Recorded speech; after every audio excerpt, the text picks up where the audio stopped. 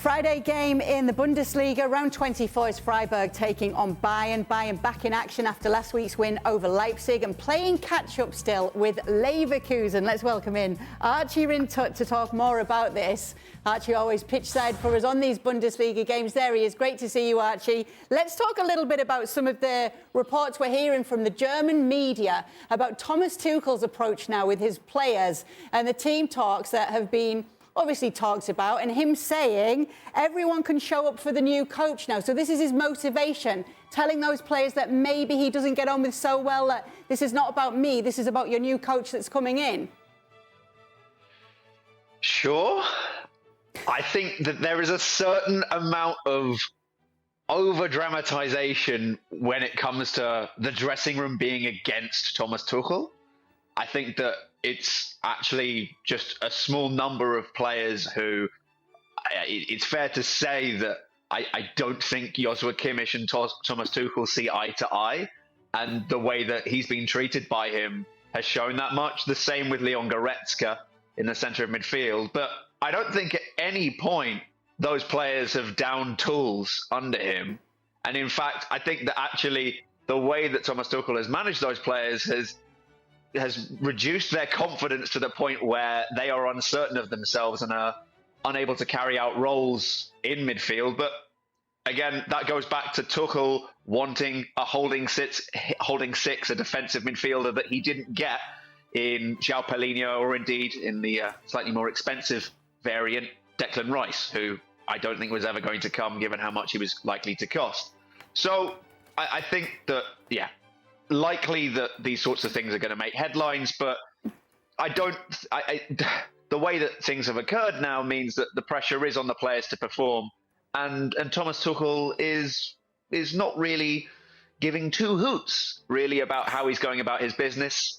He is just very much ploughing on merrily and going, well, it's up to you guys. And to be fair, like those words that you've read out, I would say they're reflected in his approach generally. So I'm saying, that's cool. He's showing it on the outside as well.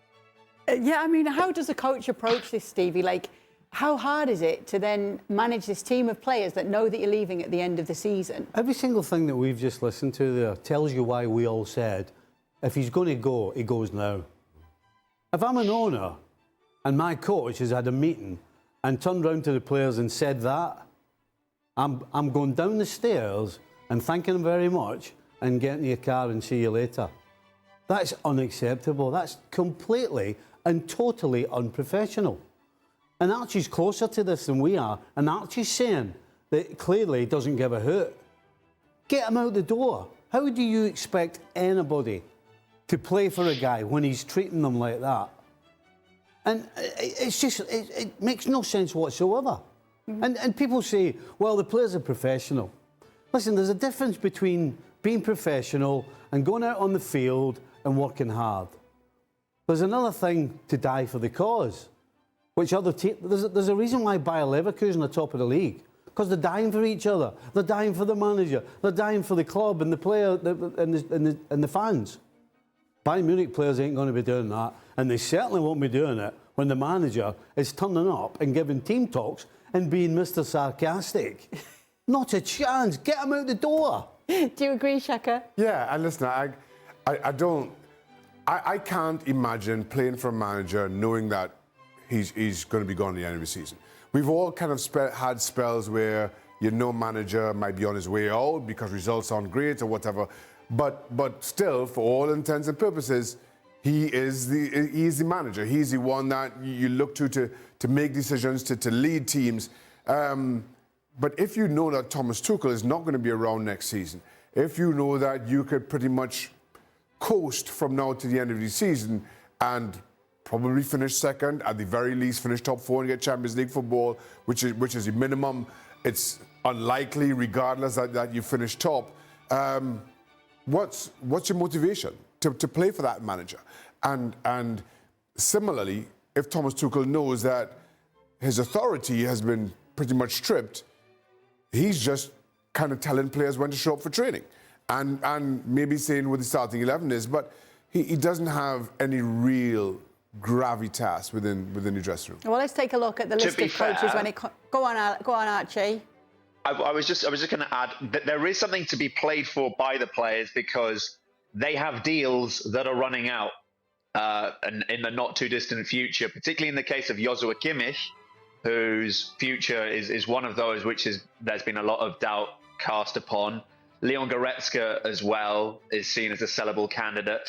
Alphonso Davies is in that bracket because his contract is up next summer. So there is something to be played for here if that's what they want. And Tuchel has also, he said to us in an interview last week that he's just trying to be as professional as possible. But sometimes the way he is with us, you think, well, is he being as strict or as tense as he was? I think he's in a difficult position himself in terms of he's not experienced with this. How does he act?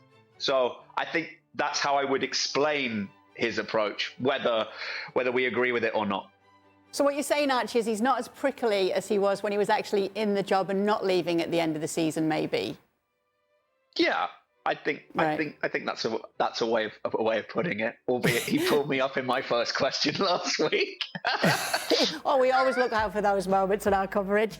Odds for the next coach, though, are like this. This is what we're looking at right now. Obviously, there's a lot of talk about who these players will be showing up for come next season. Archie, we're actually hearing that Julian Nagelsmann's been linked with a return. We see him at 8-1 here. What more can you tell us about that? So my reading of the Nagelsmann story is as follows. I think that the info I was told was that the Bayern board, after they sacked him, saw him as arrogant. And I think for there to be the kind of U-turn now, for him to come back in, I can't see that. Where has this story come from then? Is it Julian Nagelsmann's people saying, hi, just to let you know that after the Euros are done, Julian will be available for business again? Perhaps. Is it somebody on the Bayern side of things saying, oh, look, Julian Nagelsmann gave this interview in Germany last week saying that it was misreported, his side of the story, what happened at Bayern and how he had permission to go away for a day and had actually this skiing holiday which a lot was made of. He was away for a day and had been in the office, unlike people above him. So is it somebody who's trying to then spark another story out of it? All in all, Kay, I can't see it. I'd be very surprised. But then again, I said to you in July that I thought there was a greater chance of us seeing Stevie and Lederhosen than Harry Kane moving to Bayern. And look what happened. Nobody wants to see Stevie and Lederhosen. That's the issue right there. But obviously, a lot of the reports we're seeing is not Stevie and Lederhosen. Thank you very much. Is Bayern still set on Xabi Alonso? What's the latest there? Trying to get an answer out of Xabi Alonso to a question that he doesn't want to answer is equivalent to trying to draw blood from a stone. He is very much in his own path, and we will find out when Xabi Alonso wants us to find out when what his next move will be. I do think the longer time goes on that I think, could he stay on at Leverkusen for another year? I don't think now is a good time for him to go to Bayern Munich.